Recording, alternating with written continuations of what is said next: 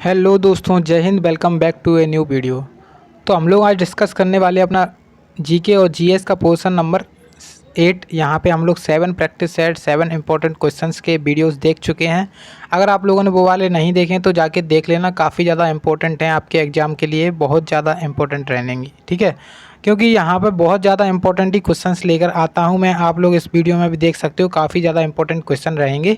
तो वीडियो को पूरा एंड तक वॉच करना, और जिन्होंने अभी तक चैनल को सब्सक्राइब नहीं किया तो सब्सक्राइब कर लेना और बेल आइकन को प्रेस कर लेना। और अगर इसकी पीडीएफ के लिए पीडीएफ चाहते हो तो टेलीग्राम चैनल पर मिल जाती है इसकी पीडीएफ भी, क्लास खत्म होने के बाद। तो आप लोग वहां से जाकर पीडीएफ को भी पढ़ सकते हो। और देखिए, हमारे चैनल पर रागा के प्रैक्टिस सेट भी चल रहे हैं, तो रागा के प्रैक्टिस सेट भी लगाने के लिए आप लोग चैनल को सब्सक्राइब कर सकते हो। लिंक मैं डिस्क्रिप्शन बॉक्स में दे दूँगा, तो वो वाली वीडियोज़ भी आप लोग देख सकते हो, ठीक है। चलिए अब स्टार्ट करते हैं अपने वीडियो को। तो देखिए, यहाँ पे हम लोग करते हैं अपने कितने टोटल क्वेश्चन, 15 क्वेश्चंस करते हैं। लेकिन 15 जो है ना क्वेश्चन, वो काफ़ी दमदार क्वेश्चंस रहते हैं। एक क्वेश्चन से आपके 4 क्वेश्चन बनाने की कोशिश करता हूँ, यानी कि 15 से आपके 60 क्वेश्चंस बनाने की हो जाती है कोशिश पूरी तरीके से।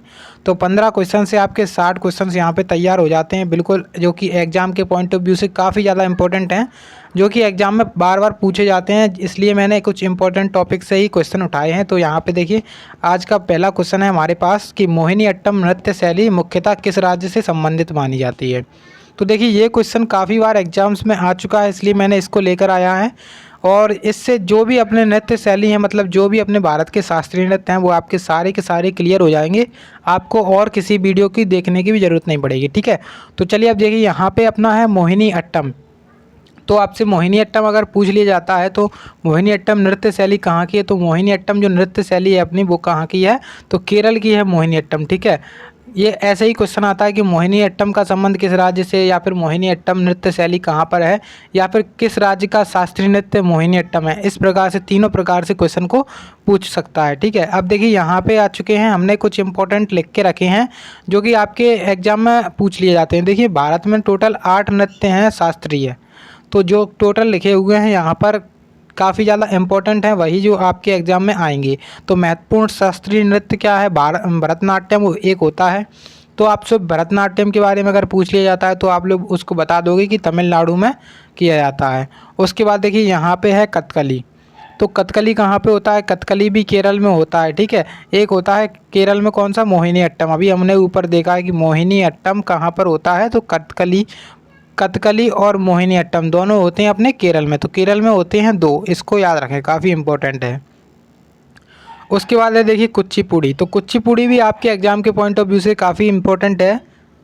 तो कुचिपुड़ी है अपना आंध्र प्रदेश में, ठीक है। तो आप लोग इसको ऐसे याद कर सकते हो, कच्ची पूड़ी करके याद कर लेना इसको, कच्ची पूड़ी, ठीक है। तो कच्ची पूड़ी कहाँ पे खाई जाती है, तो कच्ची पूड़ी खाई जाती है आंध्र प्रदेश में, ऐसे याद कर सकते हो आप लोग इसको।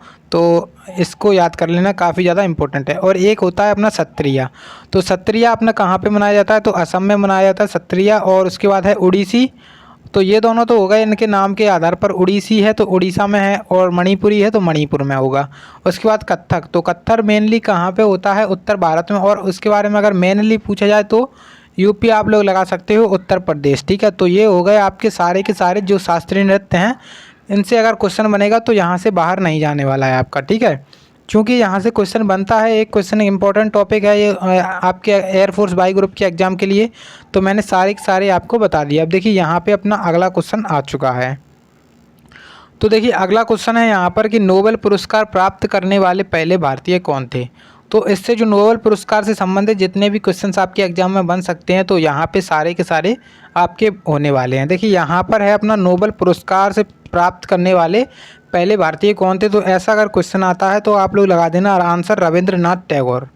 इन्होंने कब प्राप्त किया था नोबेल पुरस्कार, तो इन्होंने सन 1913 में प्राप्त किया था नोबेल पुरस्कार। अब देखिए, नोबेल पुरस्कार के बारे में अगर आपसे एग्जाम में पूछा जाता है तो नोबेल पुरस्कार की जो शुरुआत है, स्टार्ट कब हुआ था, 1901 में। 1901 में स्टार्ट हो गया था। और उसके बाद देखिए, किस किस क्षेत्र में दिया जाता है, तो ये शांति के क्षेत्र में, साहित्य के क्षेत्र में, और भौतिक के क्षेत्र में, रसायन के क्षेत्र में, चिकित्सा विज्ञान के क्षेत्र में, और अर्थशास्त्र के क्षेत्र में ये दिया जाता है, ठीक है। तो ये हो गया नोबेल पुरस्कार की बात कि किस क्षेत्र में दिया जाता है। अब यहाँ पे देखिए, नोबेल शांति पुरस्कार 2021, ये काफ़ी ज़्यादा इंपॉर्टेंट है, क्योंकि 2022 के तो अभी बटे नहीं हैं। तो 2021 के आपसे पूछ लिए जा सकते हैं करंट की दृष्टि से, ठीक है। करंट की दृष्टि से आपसे पूछे जा सकते हैं कि 2021 में नोबेल शांति पुरस्कार किसे मिला। तो नोबेल शांति पुरस्कार 2021 में किसे मिला? मारिया रेसा और मुराटोव को। तो ये दोनों नाम आप लोग याद रखना, मारिया रेसा और मुराटोव, ठीक है, नोबेल शांति पुरस्कार। उसके बाद साहित्य का नोबेल पुरस्कार किसे मिला? साहित्य का नोबेल पुरस्कार 2021 में किसे मिला है? तो अब्दुल्ला राजक को यहाँ पे गुरनाह को मिला है साहित्य का नोबेल पुरस्कार।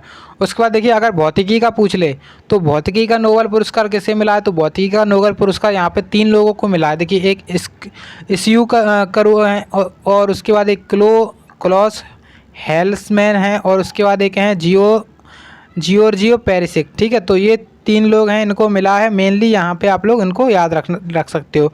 एक और आप याद रख सकते हो जो अपना केमिस्ट्री यानी कि रसायन है, उसका भी याद कर लेना, उसका भी देख लेना, काफ़ी ज़्यादा इंपॉर्टेंट। तो एक क्वेश्चन यहाँ से ज़रूर बनेगा, देख लेना आप लोग एग्जाम में, ठीक है। अब देखिए यहाँ पे आ चुका है अपना अगला क्वेश्चन।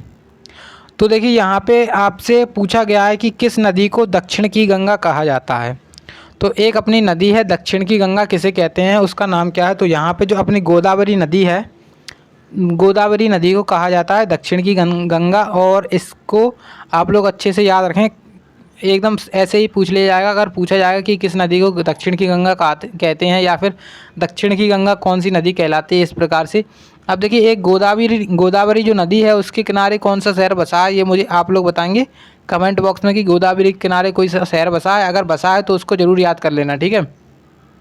चलिए अब देखिए यहाँ पे आ चुका है अपना अगला क्वेश्चन। तो इसमें बोल रहे हैं कि संसार का सबसे बड़ा डेल्टा सुंदरवन डेल्टा कौन सी नदियाँ बनाती हैं। तो सुंदरवन जो डेल्टा है वो कौन सी नदियाँ बनाती हैं मिलकर के? तो सुंदरवन जो डेल्टा बनाती हैं वो गंगा और ब्रह्मपुत्र नदी बनाती हैं मिलकर के। तो गंगा नदी तो अपनी भारत की हो गई, और ब्रह्मपुत्र के बारे में हम थोड़ी सी अगर डिस्कस करें तो ब्रह्मपुत्र के बारे में पूछ लिया जाता है हमसे मेनली। तो ब्रह्मपुत्र का जो नाम है वो यहाँ पे पूछा जाता है। तो ब्रह्मपुत्र को तिब्बत में किस नाम से जाना जाता है? तो सांगपो के नाम से जाना जाता है। तो इसको याद रखें, काफ़ी ज़्यादा इंपॉर्टेंट है। तिब्बत में इसे सांगपो के नाम से कहते हैं। उसके बाद अरुणाचल प्रदेश में इसके क्या कहते हैं? तो अरुणाचल प्रदेश में इसे दिहांग कहते हैं। ये भी काफ़ी ज़्यादा इंपॉर्टेंट है। और यहाँ पे और भी नाम लिखे हैं मैंने, जैसे कि इसको असम में क्या कहते हैं? तो असम में कहते हैं ब्रह्मपुत्र। जो अपने भारत में आ जाती है तब इसे असम में ब्रह्मपुत्र कहते हैं, ठीक है। असम में ब्रह्मपुत्र और अरुणाचल प्रदेश में दिहांग। उसके बाद अपना बांग्लादेश में, तो बांग्लादेश में इसे जमुना के नाम से जाना जाता है। किस नाम से? जमुना के नाम से। अब देखिए आप लोगों से मेरा एक क्वेश्चन है कि अपनी जो गंगा नदी है, अपनी जो ये गंगा नदी है, इसे बांग्लादेश में किस नाम से जाना जाता है? बांग्लादेश में, तो बांग्लादेश में गंगा नदी को किस नाम से जाना जाता है, ये मुझे आप लोग बताएंगे कमेंट बॉक्स में। ये मेरा आपसे क्वेश्चन है, ठीक है। देखिए मैं आपसे क्वेश्चन इसलिए पूछता हूँ क्योंकि आप लोग अगर उसको पढ़ोगे तो काफ़ी ज़्यादा आपको ही बेनिफिट मिलने वाला है जिससे। तो आप देखेंगे यहाँ पे हम अपना अगला क्वेश्चन। तो यहाँ पे आ चुका है अपना अगला क्वेश्चन, और इसमें पहला बोल रहे हैं कि योजना आयोग का अध्यक्ष कौन होता है। तो योजना आयोग का अध्यक्ष आप सभी को पता होगा कि प्रधानमंत्री जी होते हैं। प्रधानमंत्री को योजना आयोग का अध्यक्ष कहा जाता है। अब ये योजना आयोग क्या है? तो योजना आयोग जो है ना वो अभी वर्तमान में नीति आयोग है, उसी का पुराना नाम है योजना आयोग। तो इसको 13 अगस्त 2014 से योजना आयोग का नाम बदलकर क्या रख दिया गया? नीति आयोग रख दिया गया, ठीक है। तो ये हो गई इसके बारे में बात। अब देखेंगे हम यहाँ पे अपना अगला क्वेश्चन। तो यहाँ पे अपना अगला क्वेश्चन आ चुका है कि विश्व का सबसे ऊंचा पठार कौन सा है। तो विश्व का सबसे ऊंचा जो पठार है वो अपना है पामीर का पठार। तो ये क्वेश्चन इंपॉर्टेंट है, आपसे पूछा जा सकता है पामीर का पठार। तो विश्व का सबसे ऊंचा हो गया पठार, क्योंकि यहाँ पे पठार के बारे में पूछ रहे हैं। अगर पर्वत के बारे में पूछे हमसे तो पर्वत के बारे में यहाँ पर देखिए, पर्वत का विश्व का सबसे ऊंचा पर्वत शिखर कौन सा है? तो माउंट एवरेस्ट। तो माउंट एवरेस्ट है जो पर्वत शिखर जो विश्व का सबसे ऊंचा है। अब देखिए यहाँ पे इसकी ऊंचाई कितनी है ये मुझे आप लोग बताएं कमेंट बॉक्स में, क्योंकि जो इसकी ऊंचाई है ना अभी बढ़ती ही जा रही है। ऊंचाई इसकी बढ़ती जा रही है, प्लस होती जा रही है। तो अभी वर्तमान में इसकी ऊंचाई कितनी है ये कमेंट बॉक्स में ज़रूर से बताना है। और आपको ये भी बताना है कि जो भारत का, तो ये विश्व का हो गया, अब आपको बताना है कि भारत का सबसे ऊंचा पर्वत कौन सा है, भारत का सबसे ऊंचा पर्वत शिखर, ठीक है। चलिए अब देखिए यहाँ पे आ चुका है अपना अगला क्वेश्चन। तो अगला क्वेश्चन है कि विश्व की पहली महिला अंतरिक्ष यात्री कौन थी। तो ये क्वेश्चन काफ़ी ज़्यादा इम्पोर्टेंट है, पूछ लिया जा सकता है कि विश्व की पहली महिला अंतरिक्ष यात्री कौन थी। तो ये थी वैलेंटाइना तेरेस्कोवा। तो ठीक है, ये हो गई वैलेंटाइना तेरेस्कोवा विश्व की पहली महिला अंतरिक्ष यात्री। उसके बाद यहाँ पे देखेंगे हम भारतीय मूल की पहली महिला अंतरिक्ष यात्री, ये वाला क्वेश्चन पूछा जा सकता है। तो भारतीय मूल की ये वाला क्वेश्चन पूछा जा सकता है कि भारतीय मूल की पहली महिला अंतरिक्ष यात्री कौन थी, तो ये थी कल्पना चावला। अब ये कहाँ से थी, तो करनाल हरियाणा से थी, करनाल हरियाणा से। अब ये बताएं आप लोग मुझे कि इन्होंने अपनी जो अंतरिक्ष यात्रा है कब शुरू की थी, कब मतलब ये अंतरिक्ष में गई थी। ठीक है, अब देखिए अगला क्वेश्चन यहाँ पे आ चुका है अपना, तो मनुष्य का वैज्ञानिक नाम क्या है, ये भी क्वेश्चन पूछा जा सकता है कि मनुष्य का वैज्ञानिक नाम क्या है। आप लोग एक दो लोगों का और अच्छे से देख लेना कि किसका वैज्ञानिक नाम क्या है। तो मनुष्य का जो वैज्ञानिक नाम है वो है अपना होमो सेपियंस। क्या नाम है, होमो सेपियंस। ठीक है, चलिए अब देखिए यहाँ पे आ चुका है अपना एक और क्वेश्चन, जिससे क्वेश्चन बनने के बहुत ज़्यादा चांसेस हैं। आपका जो राष्ट्रपति होता है उससे संबंधित जितने भी मैंने इंपॉर्टेंट फैक्ट हैं वो यहाँ पे सारे के सारे लिखे हुए हैं। तो देखिए यहाँ पे बोल रहे हैं कि किस अनुच्छेद के तहत राष्ट्रपति क्षमादान कर सकता है। तो किस अनुच्छेद के तहत राष्ट्रपति क्षमादान कर सकता है, तो अनुच्छेद जो 72 है, 72 है, आर्टिकल 72, उसके तहत राष्ट्रपति अगर जैसे किसी को जो सज़ा है उसको सज़ा को कम करना, या फिर सज़ा को मतलब छोड़ देना उसको, या फिर सज़ा कम करना, इस प्रकार से वो क्षमादान कर सकता है। तो अनुच्छेद 72 के अंतर्गत इसका उल्लेख किया गया है। उसके बाद देखिए राष्ट्रपति के बारे में बात करेंगे हम थोड़ी सी। तो राष्ट्रपति है अपने अनुच्छेद 52 के तहत कि भारत का एक राष्ट्रपति होगा, तो अनुच्छेद 52 के तहत राष्ट्रपति का जिक्र है। उसके बाद राष्ट्रपति राज्यसभा में कितने सदस्य मनोनीत करता है, तो ये क्वेश्चन पूछा जा सकता है आपसे। तो राष्ट्रपति राज्यसभा में अभी 12 सदस्य मनोनीत करता है। और देखिए ये क्वेश्चन किस लिए अभी वर्तमान में पूछा जा सकता है, क्योंकि अभी वर्तमान में क्या है, राष्ट्रपति के चुनाव चल रहे हैं। तो राष्ट्रपति के चुनाव चल रहे हैं, तो अगर क्वेश्चन पूछ लिया जाए, क्योंकि अभी जो है ना एयरफोर्स वालों पेपर बना ही रहे होंगे या फिर बना चुके होंगे, तो करंट की दृष्टि से पूछ सकते हैं राष्ट्रपति से संबंधित कोई सवाल। तो अब देखेंगे यहाँ पर राष्ट्रपति शासन। तो राष्ट्रपति शासन अगर पूछ लिया है तो किस अनुच्छेद के तहत है, तो राष्ट्रपति शासन है अनुच्छेद 356 के तहत। ठीक है, 356 के तहत है अपना जो राष्ट्रपति शासन होता है। अब आप लोग मुझे ये बताएंगे कि जो राष्ट्रीय आपातकाल होता है उसमें वित्तीय आपातकाल किस अनुच्छेद के तहत लगाते हैं। अब देखिए यहाँ पे आ चुका है अपना एक और फैक्ट कि अध्यादेश जारी करने की शक्ति, जो राष्ट्रपति होता है उसे अध्यादेश जारी करने की शक्ति होती है अनुच्छेद 123 के तहत। तो इसको भी याद रखें, काफ़ी ज़्यादा इम्पोर्टेंट है और पूछा भी जा सकता है। उसके बाद शपथ कौन दिलाता है राष्ट्रपति को, तो शपथ दिलाता है राष्ट्रपति को कौन, सर्वोच्च न्यायालय का मुख्य न्यायाधीश। सर्वोच्च न्यायालय के मुख्य न्यायाधीश जो है ना वो राष्ट्रपति को शपथ दिलाते हैं। और अभी वर्तमान में कौन है, तो वर्तमान में जो अपने सुप्रीम कोर्ट के मुख्य न्यायाधीश हैं तो वो हैं एन.वी. रमन्ना। एन.वी. रमन्ना है वर्तमान में अपने सुप्रीम कोर्ट के मुख्य न्यायाधीश। चलिए अब देखिए यहाँ पे आ चुका है अपना अगला क्वेश्चन। तो देखिए यहाँ पे आ चुका है अगला क्वेश्चन, इसमें बोल रहे हैं कि बांग्लादेश की मुद्रा का क्या नाम है। तो आपसे एक क्वेश्चन पूछा जा सकता है किसी देश की मुद्रा, या फिर आपसे किसी देश की कैपिटल या फिर जो आपकी राजधानी होती है तो वो पूछी जा सकती है आपसे कि किस देश की राजधानी क्या है या फिर उससे संबंधित मुद्रा। तो यहाँ पे बांग्लादेश की मुद्रा का नाम क्या है, टका है। मैंने अपने कुछ इंपॉर्टेंट है वो नीचे लिखे हुए हैं, तो इनको भी याद कर लेना, काफ़ी ज़्यादा इम्पोर्टेंट है। ठीक है, चलिए अब देखिए यहाँ पे है चीन की मुद्रा की बात करें तो चीन की है अपनी रेमनबी। और जापान की मुद्रा की बात करें तो जापान की क्या है, जापान की मुद्रा है येन। अब जापान की राजधानी क्या है, जापान की राजधानी है टोक्यो। ठीक है, जापान की राजधानी है टोक्यो। और एक हुए थे टोक्यो ओलंपिक 2020। टोक्यो ओलंपिक 2020 पढ़ लेना एक बार, क्योंकि पूछा जा सकता है। भारत ने गोल्ड मेडल जीता था अपना, क्योंकि यहाँ पे भारत बहुत समय के बाद गोल्ड मेडल जीत के आया था, तो पूछ सकते हैं एग्जाम में। ठीक है, उसके बाद देखिए चीन की हमने देख ली रेमन भी होती है। चीन की राजधानी क्या है, बीजिंग। तो चीन की राजधानी हो गई बीजिंग। उसके बाद ईरान, ईरान की मुद्रा क्या है, ईरान की मुद्रा है तोमान। और इसकी राजधानी क्या है ईरान की, तो तेहरान। उसके बाद श्रीलंका की, तो श्रीलंका की यहाँ पे देखिए श्रीलंकाई रुपया है। उसके बाद रूस की देखें तो रूस की है अपनी रूबल। और यूक्रेन की देखें तो यूक्रेन की है यूक्रेनियाई और रिवेनिया। ठीक है, तो ये सारे के सारे जो इम्पोर्टेंट हैं वो और भी देख लेना आप लोग, जो आपको लगे कि इम्पोर्टेंट किस प्रकार से पूछता है कि एग्जामिनर इस प्रकार से पूछता है, जैसे कि जो विषय अपने करंट में चल रहे होते हैं उनसे संबंधित आपसे पूछ लिया जाता है कि किस देश की मुद्रा क्या है। जैसे अपना देश कोई करंट में चल रहा है, तो उससे संबंधित हमसे पूछ लिया जाता है। अब देखिए हमारा आ चुका है 11 क्वेश्चन। तो 11वें नंबर का क्वेश्चन है कि भारतीय थल सेना के पहले भारतीय सेना अध्यक्ष कौन थे। तो पहले जो भारतीय सेना अध्यक्ष थे भारतीय थल सेना के, अपने जो इंडियन आर्मी थी, तो उसके जो अपने थे वो कौन थे सेना अध्यक्ष पहले, तो जनरल KM करियप्पा। तो इसको याद रखें, काफ़ी ज़्यादा इंपॉर्टेंट, मोस्ट लगा सकते हो आप लोग इसको। अगर ये नहीं आया तो आपसे पूछ लिया जाएगा कि वर्तमान में कौन है, तो आपको वर्तमान के भी पता होने चाहिए।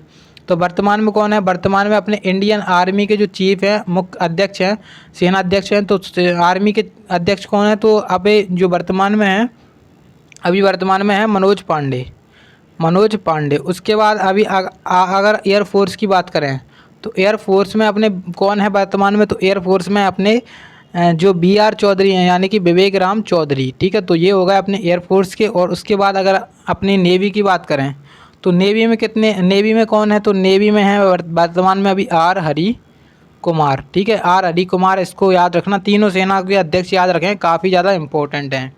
और उनसे संबंधित जो अपना जैसे आर्मी डे, नेवी डे और एयरफोर्स डे है, तो सभी को याद करना। उसके बाद देखिए यहाँ पे आ चुका है अपना अगला क्वेश्चन 12th नंबर का। इसमें बोल रहे हैं कि महात्मा गांधी द्वारा साबरमती आश्रम का स्थापित, साबरमती जो आश्रम है उसको स्थापित किया गया था, कहाँ पर स्थापित किया गया था, तो अहमदाबाद में किया गया था स्थापित सन 1915 में। ठीक है, 1915 में किया गया था। अब देखिए हमें इससे एक और क्वेश्चन बन गया कि अहमदाबाद किस नदी के किनारे पर स्थित है, तो अहमदाबाद है अपना साबरमती नदी के किनारे पर स्थित। ठीक है, तो इससे संबंधित एक और क्वेश्चन बन चुका है हमारा। अब देखेंगे यहाँ पे जो अपने इम्पोर्टेंट बुक्स हैं उनसे जो आपका क्वेश्चन बनता है वो मैं यहाँ पे लेकर आया हूँ। तो देखिए यहाँ पे जो रामचरितमानस है, तो रामचरितमानस के जो लेखक हैं वो कौन है, तुलसीदास। उसके बाद देखिए रामायण के लेखक कौन है, महर्षि वाल्मीकि। उसके बाद महाभारत की अगर बात करें तो महाभारत जो किसने लिखी थी, तो महाभारत को वेद व्यास ने लिखी थी। महाभारत का एक नाम और है, क्या नाम है, जय संहिता भी इसको बोलते हैं, जय संहिता। तो इसको याद रखना, काफ़ी ज़्यादा इंपॉर्टेंट है कि आपसे पूछ लिया जाएगा कि जय संहिता किसे कहा जाता है, तो आप लोग लगा दोगे कि महाभारत। उसके बाद देखिए मेघदूतम, तो मेघदूतम भी काफ़ी ज़्यादा इंपॉर्टेंट है। तो मेघदूतम लिखी गई थी कालिदास के द्वारा। और एक है कालिदास की कुमार संभवम, तो कालिदास के द्वारा ये भी लिखी गई, तो काफ़ी ज़्यादा इंपॉर्टेंट है, इसको लगा सकते हो। और एक है अर्थशास्त्र, तो अर्थशास्त्र अपने चाणक्य के द्वारा लिखी गई थी, तो ये भी इम्पोर्टेंट है, तो इसको भी याद रखना। ठीक है, चलिए अब देखेंगे हम यहाँ पे अपना अगला क्वेश्चन। तो आ चुका है हमारा अगला क्वेश्चन। तो देखिए यहाँ पर बोल रहे हैं कि ज्ञानपीठ पुरस्कार किस क्षेत्र में दिया जाता है। तो ज्ञानपीठ जो पुरस्कार है वो किस क्षेत्र में दिया जाता है, तो साहित्य के क्षेत्र में दिया जाता है ज्ञानपीठ पुरस्कार। उसके बाद देखिए सबसे पहले ज्ञानपीठ पुरस्कार किसे मिला, तो ये क्वेश्चन काफ़ी ज़्यादा इंपॉर्टेंट है ज्ञानपीठ पुरस्कार के बारे में। तो सबसे पहले जो ज्ञानपीठ पुरस्कार है जी शंकर कुरूप को मिला था, मलयालम भाषा के कवि थे ये। ठीक है, मलयालम भाषा के साहित्यकार थे। अब देखिए यहाँ पर अभी जो 2020 में जो हुआ था, 2020 का जो ज्ञानपीठ पुरस्कार है वो किसे मिला था, ये आप लोग देख लेना कमेंट बॉक्स में और बता देना कि कमेंट बॉक्स में कि जो 2020 में किसे मिला था। ठीक है, अब देखेंगे यहाँ पे हम अगला क्वेश्चन। तो अगला क्वेश्चन आ चुका है और हमारा लास्ट क्वेश्चन है कि अर्जुन पुरस्कार किस क्षेत्र में संबंधित है। तो अर्जुन पुरस्कार जो है ना वो खेल से संबंधित है, ये आप सभी को पता है, अगर नहीं पता है तो कर लेना इसको याद। तो खेल से संबंधित है, जो खेल में अच्छा प्रदर्शन करते हैं उनको मिलता है। उसके बाद देखिए यहाँ पर बात करेंगे शुरुआत कब हुई थी, तो शुरुआत हुई थी इसकी 1961 में। तो 1961 में शुरुआत हुई थी इसकी इनामी राशि कितनी है, इसकी इनामी राशि है 15 लाख। 15 लाख 2020 से हो गई है, पहले इसकी इनामी राशि थी 5 लाख, लेकिन 2020 से इसकी जो इनामी राशि है वो कितनी हो गई है, 15 लाख। ठीक है, अब 2021 में कितने लोगों को मिला है, तो 2021 में ये मिला था 12 खिलाड़ियों को। इनकी एक बार सूची देख लेना आप लोग, इनकी लिस्ट देख लेना एक बार। ठीक है, तो 2020 में किसे किसे मिला था इसकी लिस्ट देख लेना, काफ़ी ज़्यादा इंपॉर्टेंट हो जाएगी। तो यहाँ पे हो चुकी है हमारी वीडियो पूरी। आशा है कि आप लोगों को वीडियो अच्छी लगी हो। अगर वीडियो अच्छी लगी हो तो प्लीज़ लाइक करें, और हेल्पफुल लगी हो तो चैनल को सब्सक्राइब करें और दोस्तों के साथ शेयर करें। चलिए मिलते हैं अगले वीडियो में, तब तक के लिए जय हिंद जय भारत।